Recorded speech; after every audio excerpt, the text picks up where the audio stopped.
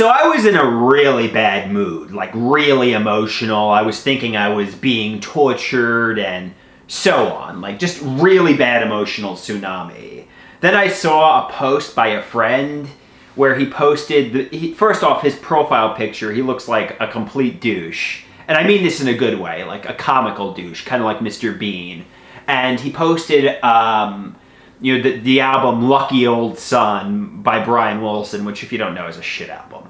And he's like, wow, this is a really uplifting album. And I was in a bad mood, really bad mood. I was just like emotional tsunami bad mood. And then I see him looking like Mr. Bean, saying how Lucky Old Son is a good album. And I laughed. I genuinely laughed. And when I laughed, my emotional tsunami completely dissipated.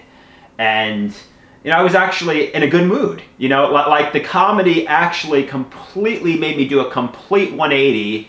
I'm like, wow, I'm not in a bad mood anymore. I genuinely had a good chuckle over his joke.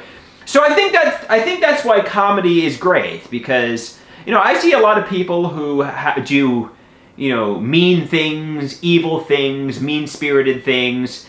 And I like people who, give us a good chuckle. People who give us a good laugh.